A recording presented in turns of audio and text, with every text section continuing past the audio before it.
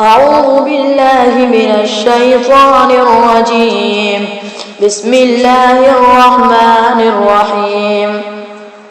لن تنالوا البر حتى تنفقوا مما تحبون وما تنفقوا من شيء فإن الله به عليم. كل الطعام كان حلا لبني إسرائيل إلا ما حرم إسرائيل على نفسه من قبل أن تنزل التوراة. قل فأتوا بالتوراة فاتلوها إن كنتم صادقين. فمن افترى على الله الكذب من بعد ذلك فأولئك هم الظالمون. قل صدق الله فاتبعوا ملة إبراهيم حنيفا وما كان من المشركين. إن أول بيت وضع للناس للذي بمكة مباركا وهدى للعالمين.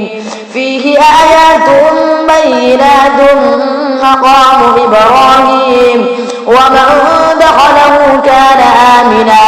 ولله على الناس حج البيت من استطاع إليه سبيلا ومن كفر فإن الله غني عن العالمين. قل يا أهل الكتاب لم تكفرون بآيات الله والله شهيد على ما تعملون. قل يا أهل الكتاب لم تصدون عن سبيل الله من آمن تبغونها عوجا وأنتم شهداء وما الله بغافل عما تعملون. يا أيها الذين آمنوا إن تطيعوا فريقا من الذين أوتوا الكتاب يردوكم بعد إيمانكم كافرين. وكيف تكفرون وأنتم تتلى عليكم آيات الله وفيكم رسوله ومن يعتصم بالله فقد هدي إلى صراط مستقيم. يا أيها الذين آمنوا اتقوا الله حق تقاته ولا تموتن إلا وأنتم مسلمون. واعتصموا بحبل الله جميعا ولا تفرقوا واذكروا نعمة الله عليكم إذ كنتم أعداء فألف بين قلوبكم فأصبحتم بنعمته إخوانا وكنتم على شفا حفرة من النار فأنقذكم منها. كذلك يبين الله لكم آياته لعلكم تهتدون. ولتكن منكم أمة يدعون إلى الخير ويأمرون بالمعروف وينهون عن المنكر وأولئك هم المفلحون. ولا تكونوا كالذين تفرقوا واختلفوا من بعد ما جاءهم البينات وأولئك لهم عذاب عظيم. يوم تبيض وجوه وتسود وجوه فأما الذين اسودت وجوههم أكفرتم بعد إيمانكم فذوقوا العذاب بما كنتم تكفرون. وأما الذين ابيضت وجوههم ففي رحمة الله هم فيها خالدون. تلك آيات الله نتلوها عليك بالحق وما الله يريد ظلما للعالمين. ولله ما في السماوات وما في الأرض وإلى الله ترجع الأمور. كنتم خير أمة أخرجت للناس تأمرون بالمعروف وتنهون عن المنكر وتؤمنون بالله. ولو آمن أهل لهم منهم المؤمنون وأكثرهم الفاسقون لن يضروكم إلا أذى وإن يقاتلوكم يولوكم الأدبار ثم لا ينصرون ضربت عليهم الذلة أينما ثقفوا إلا بحبل من الله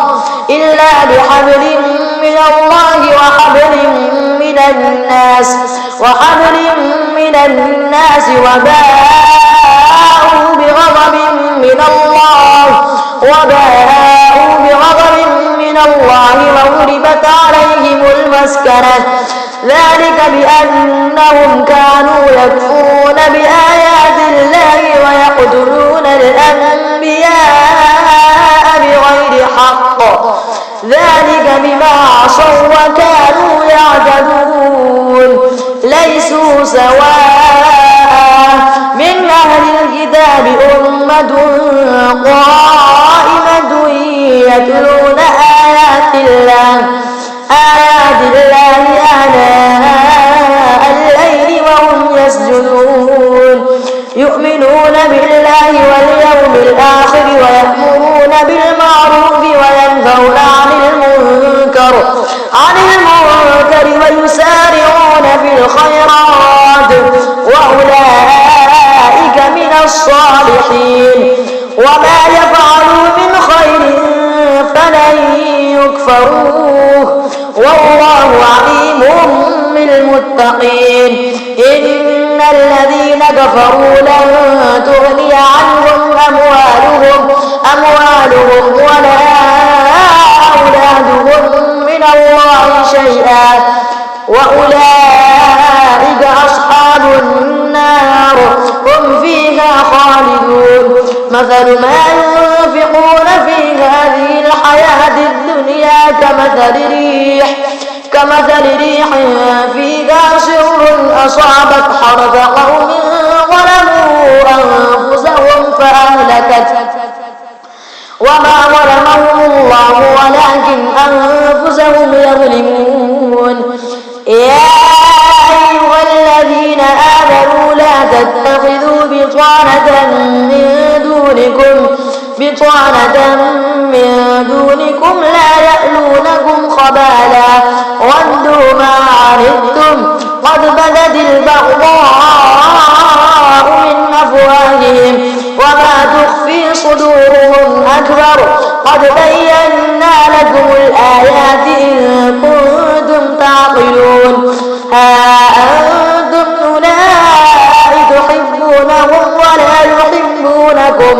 ولا يحبونكم وتؤمنون بالكتاب كله وإذا لقوكم قالوا آمنا وإذا خلوا عضوا عليكم الأنامل من الغيظ قل موتوا بغيظكم إن الله عليم بذات الصدور إن تمسسكم حسنة تسؤهم وإن تصبكم سيئة يفرحوا بها وإن تصبروا وتتقوا لا يضركم كيدهم شيئا إن الله بما يعملون محيط وإذ غدوت من أهلك تبوئ المؤمنين مقاعد للقتال والله سميع عليم إذ هم الطائفتان منكم أن تفشلا والله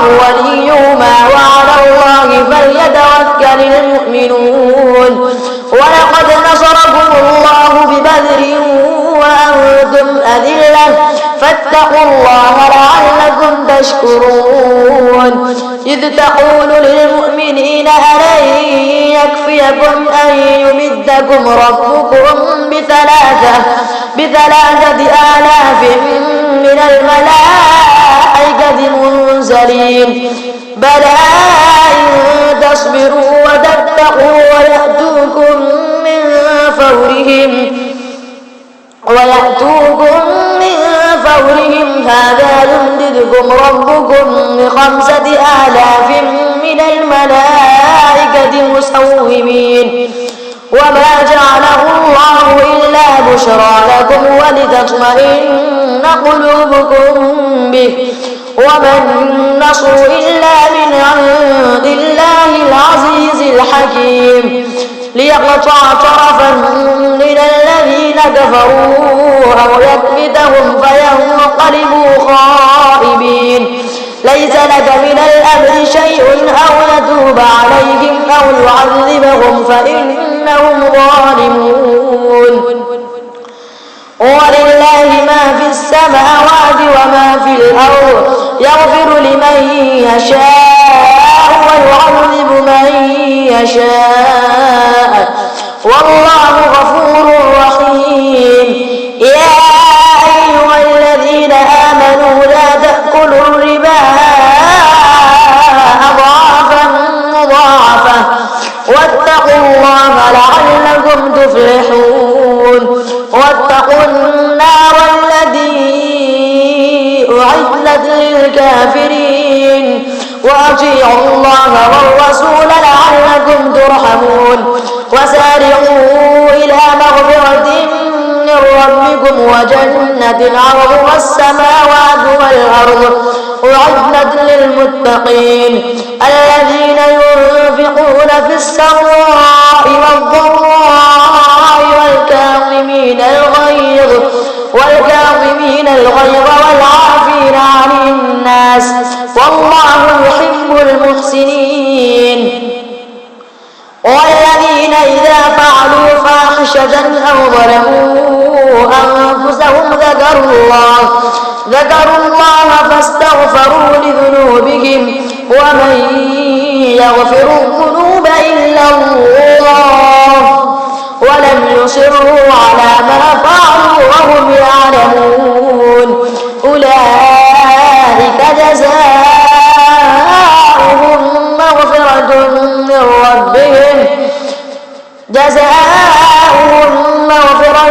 من ربهم وجنات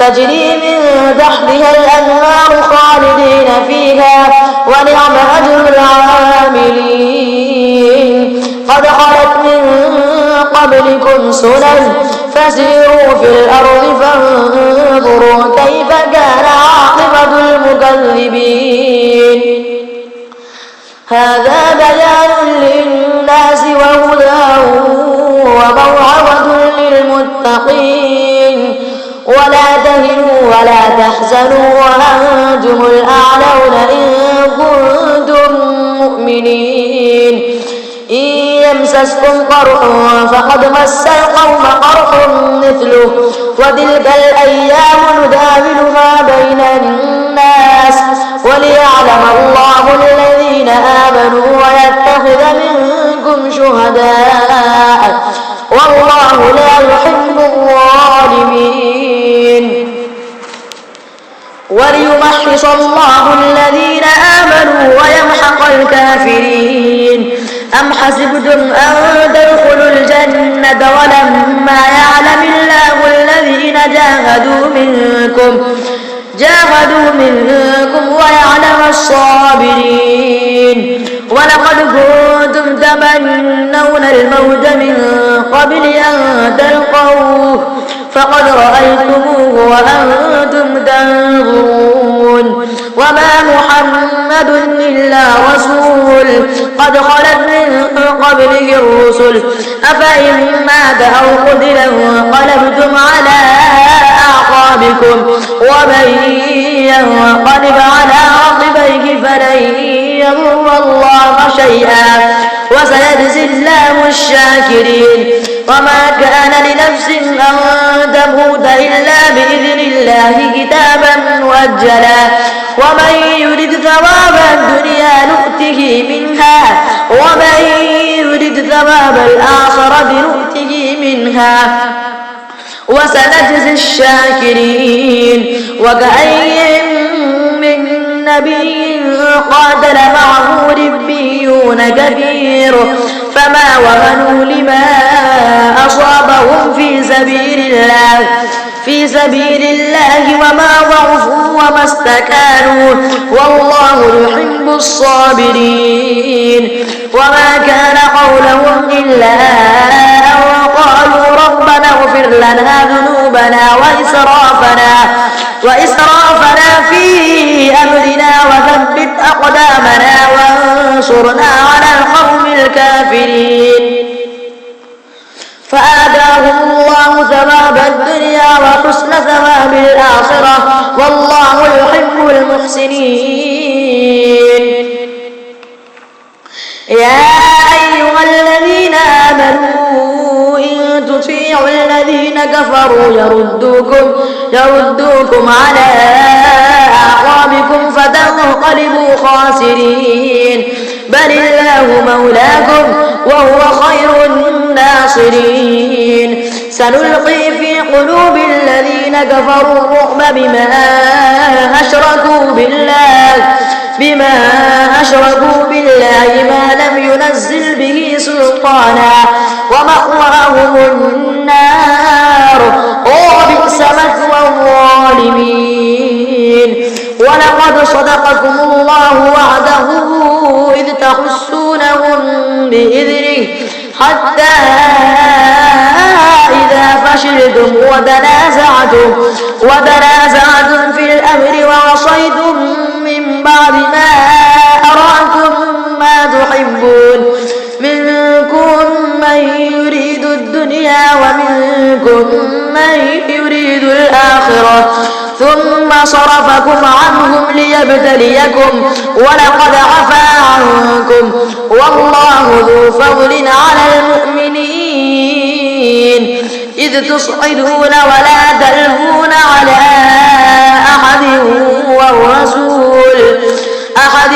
والرسول يدعوكم في أخراكم فأثابكم غما بغم لكي لا تحزنوا على ما فاتكم ولا ما أصابكم والله خبير بما تعملون. ثم أنزل عليكم من بعد الغم أمنة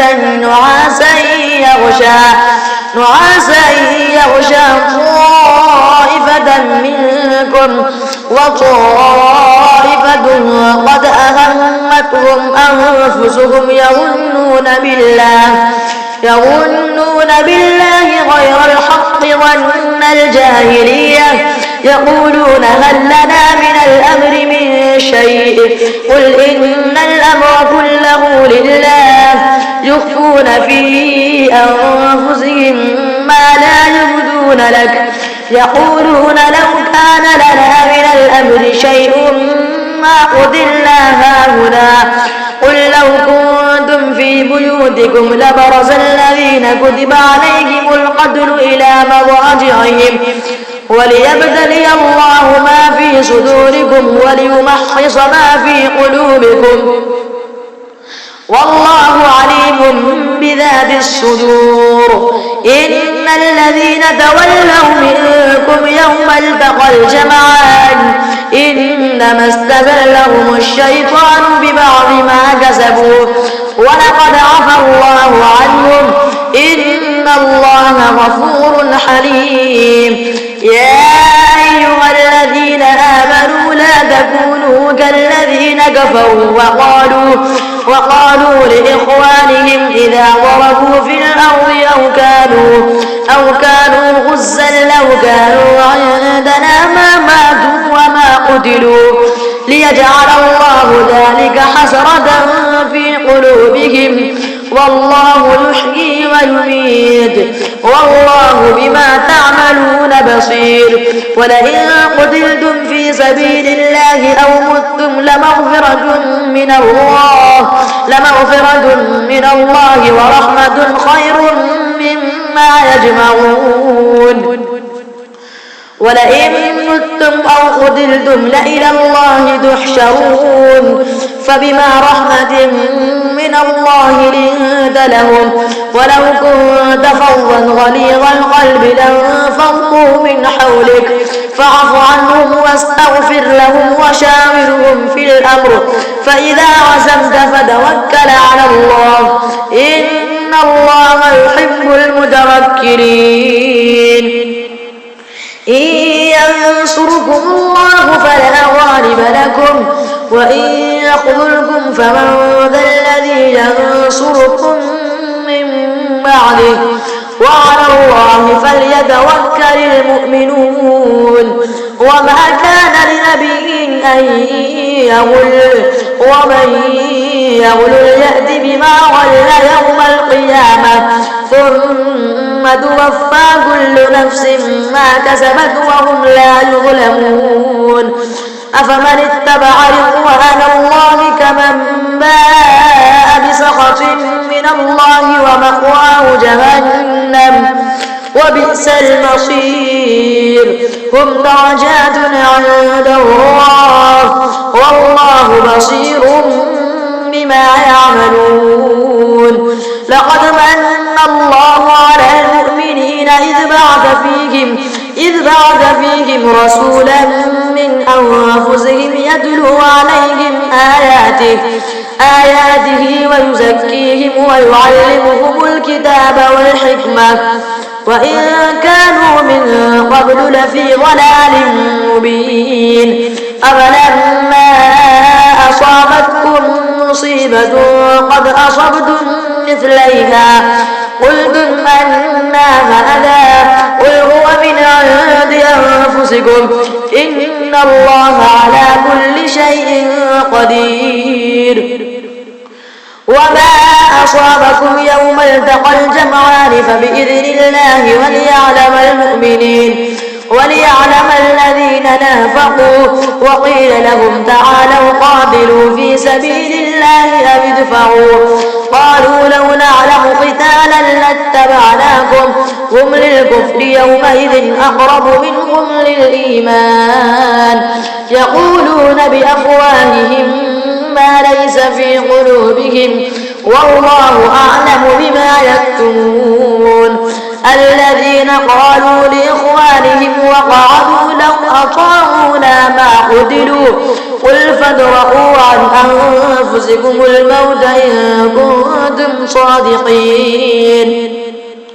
ولا تحسبن الذين قتلوا في سبيل الله أمواتا بل أحياء عند ربهم يرزقون فرحين بما آتاهم الله من فضله ويستبشرون بالذين لم يلحقوا بهم من خلفهم ألا خوف عليهم ولا هم يحزنون. يستبشرون بنعمة من الله وفضل وأن الله لا يضيع أجر المؤمنين. الذين استجابوا لله والرسول من بعد ما أصابهم القرح للذين أحسنوا منهم واتقوا أجر عظيم. الذين قال لهم الناس إن الناس قد جمعوا لكم فاخشوهم فزادهم إيمانا وقالوا حسبنا الله ونعم الوكيل. فانقلبوا بنعمة من الله وفضل لم يمسسهم سوء واتبعوا رضوان الله والله ذو فضل عظيم. إنما ذلكم الشيطان يخوف أولياءه فلا تخافوهم وخافون إن كنتم مؤمنين. ولا يحزنك الذين يسارعون في الكفر إنهم لن يضروا الله شيئا يريد الله ألا يجعل لهم حظا في الآخرة ولهم عذاب عظيم. إن الذين اشتروا الكفر بالإيمان لن يضروا الله شيئا ولهم عذاب أليم. ولا يحسبن الذين كفروا أنما نملي لهم خير لأنفسهم إنما نملي لهم ليزدادوا إثما ولهم عذاب مهين. ما كان الله ليذر المؤمنين على ما أنتم عليه حتى يميز الخبيث من الطيب وما كان الله ليطلعكم على الغيب ولكن الله يجتبي من رسله من يشاء فآمنوا بالله ورسله وإن تؤمنوا وتتقوا فلكم أجر عظيم. ولا يحسبن الذين يبخلون بما آتاهم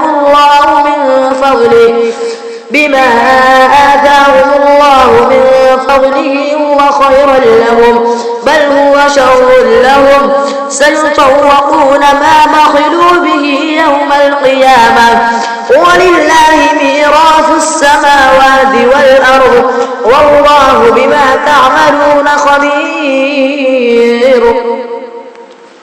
لقد سمع الله قول الذين قالوا إن الله فقير ونحن أغنياء سنكتب ما قالوا وقتلهم الأنبياء بغير حق ونقول ذوقوا عذاب الحريق ذلك بما قدمت أيديكم وأن الله ليس بظلام للعبيد. الذين قالوا إن الله عهد إلينا ألا نؤمن لرسول حتى يأتينا بقربان تأكله النار قل قد جاءكم رسل من قبلي بالبينات وبالذي قلتم فلم قتلتموهم إن كنتم صادقين فإن كذبوك فقد كذب رسل من قبلك جاءوا بالبينات والزبر والكتاب المنير كل نفس ذائقة الموت وإنما توفون أجوركم يوم القيامة فمن زحزح عن النار وأدخل الجنة فقد فاز وما الحياة الدنيا إلا متاع الغرور. لتبلغن في أموالكم وأنفسكم ولتسمعن من الذين أوتوا الكتاب من قبلكم ومن الذين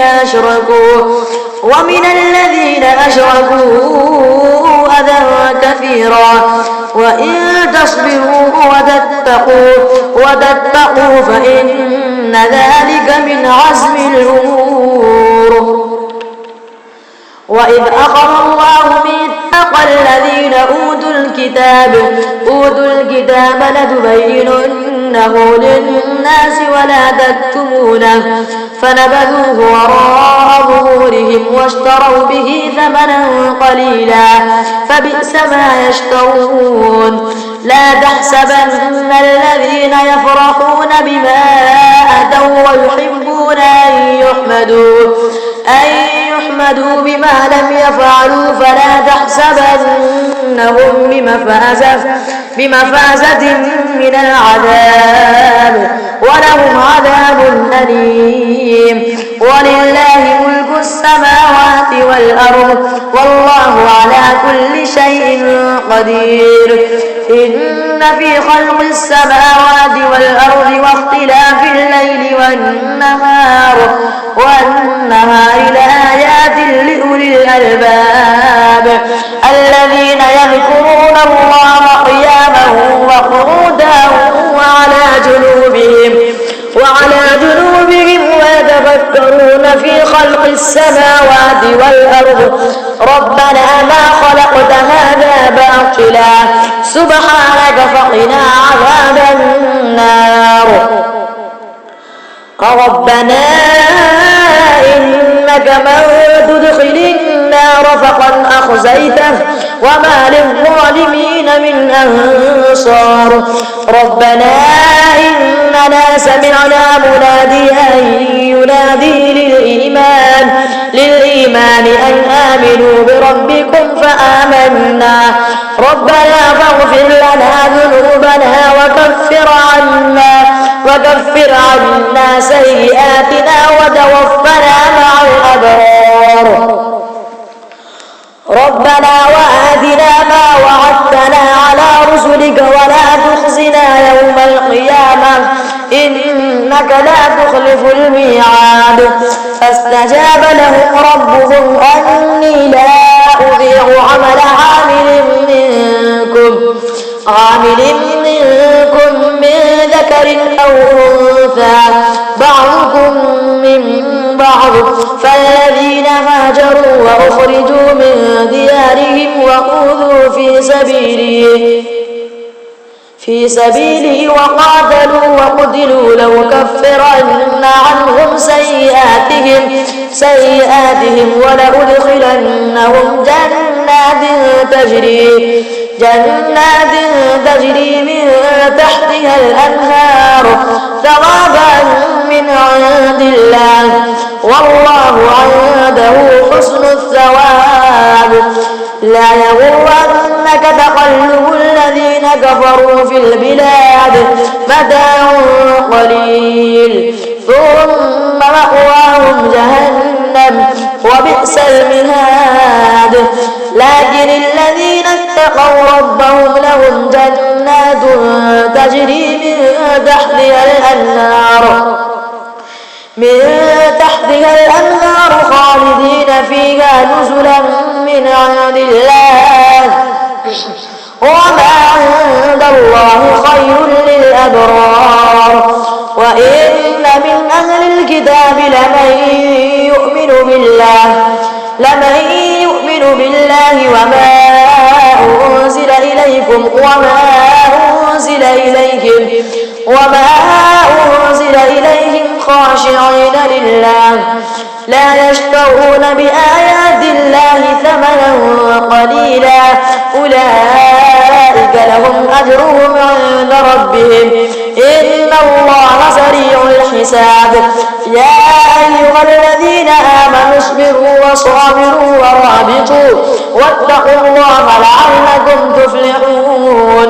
بسم الله الرحمن الرحيم. يا أيها الناس اتقوا ربكم الذي خلقكم من نفس واحدة وخلق منها زوجها وبث منهما رجالا كثيرا ونساء واتقوا الله الذي تساءلون به والأرحام إن الله كان عليكم رقيبا. وآتوا اليتامى أموالهم ولا تتبدلوا الخبيث بالطيب ولا تأكلوا أموالهم إلى أموالكم إنه كان حوبا كبيرا. وإن خفتم ألا تقسطوا في اليتامى فانكحوا ما طاب لكم من النساء مثنى وثلاث ورباع. فإن خفتم ألا تعدلوا فواحدة أو ما ملكت أيمانكم ذلك أدنى ألا تعولوا. وآتوا النساء صدقاتهن نحلة فإن طبن لكم عن شيء منه نفسا فكلوه هنيئا مريئا. ولا تؤتوا السفهاء أموالكم التي جعل الله لكم قياما وارزقوهم فيها واكسوهم وقولوا لهم قولا معروفا. وابتلوا اليتامى حتى إذا بلغوا النكاح فإن آنستم منه رشدا فادفعوا إليهم أموالهم ولا تأكلوها إسرافا وبدارا أن يكبروا ومن كان غنيا فليستعفف ومن كان فقيرا فليأكل بالمعروف فإذا دفعتم إليهم أموالهم فأشهدوا عليهم وكفى بالله حسيبا للرجال نصيب مما ترك الوالدان والأقربون وللنساء نصيب مما ترك الوالدان والأقربون مما قل منه أو كثر نصيبا مفروضا وإذا حضر القسمة أولو القربى واليتامى والمساكين فارزقوهم منه وقولوا لهم قولا معروفا وليخشى الذين لو تركوا من خلفهم ذرية ضعافا خافوا عليهم فليتقوا الله وليقولوا قولا سديدا إن الذين يأكلون أموال اليتامى ظلما إنما يأكلون في بطونهم نارا وسيصلون سعيرا يوصيكم الله في أولادكم للذكر مثل حظ الأنثيين فإن كن نساء فوق اثنتين فلهن ثلثا ما ترك وإن كانت واحدة فلها النصف ولأبويه لكل واحد منهما السدس مما ترك إن كان له ولد فإن لم يكن له ولد وورثه أبواه فلأمه الثلث فإن كان له إخوة فلأمه السدس من بعد وصية يوصي بها أو دين آباؤكم وأبناؤكم لا تدرون أيهم أقرب لكم نفعا فريضة من الله إن الله كان عليما حكيما ولكم نصف ما ترك أزواجكم إن لم يكن لهن ولد فإن كان لهن ولد فلكم الربع مما تركن من بعد وصية يوصين بها أو دين ولهن الربع مما تركتم إن لم يكن لكم ولد فإن كان لكم ولد فلهن الثمن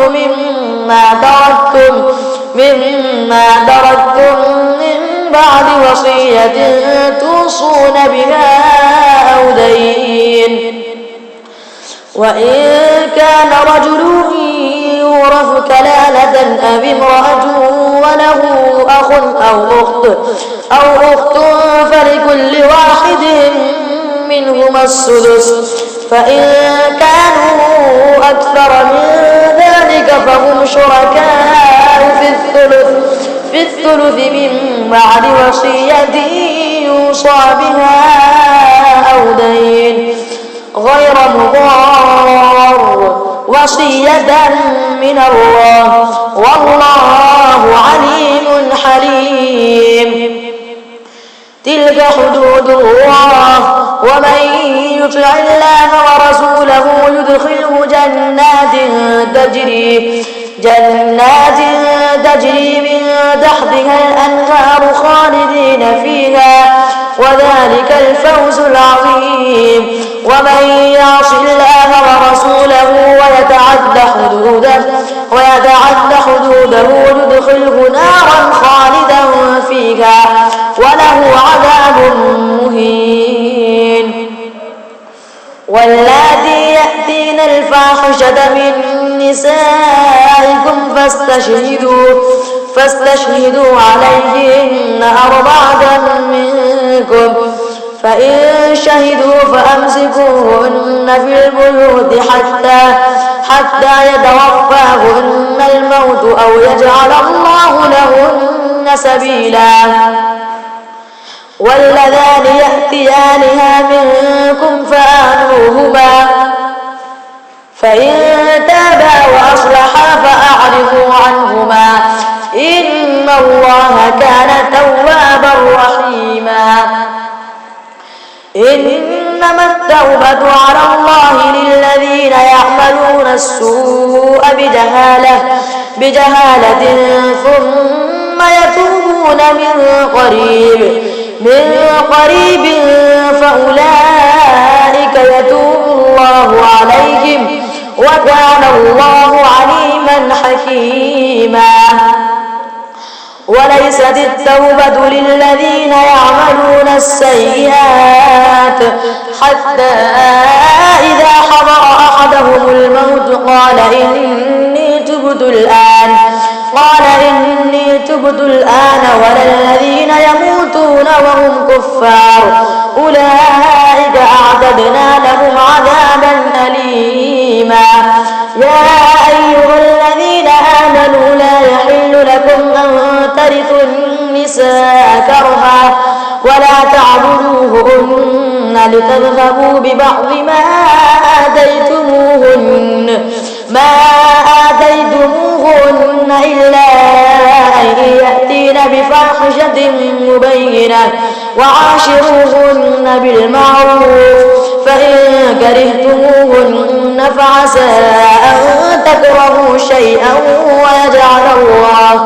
ويجعل الله فيه خيرا كثيرا. وإن أردتم استبدال زوج مكان زوج وآتيتم إحداهن قنطارا فلا تأخذوا منه شيئا أتأخذونه بهتانا وإثما مبينا. وكيف تأخذونه وقد أفضى بعضكم إلى بعض وأخذن منكم ميثاقا غليظا. ولا تنكحوا ما نكح آباؤكم من النساء إلا ما قد سلف إنه كان فاحشة ومقتا وساء سبيلا. حرمت عليكم أمهاتكم وبناتكم وأخواتكم وعماتكم وخالاتكم وبنات الأخ وبنات الأخت وأمهاتكم اللاتي أرضعنكم وأخواتكم من الرضاعة وأمهات نسائكم وربائبكم اللاتي في حجوركم من نسائكم اللاتي دخلتم بهن فإن لم تكونوا دخلتم بهن فلا جناح عليكم وحلائل أبنائكم الذين من أصلابكم وأن تجمعوا بين الأختين إلا ما قد سلف إن الله كان غفورا رحيما.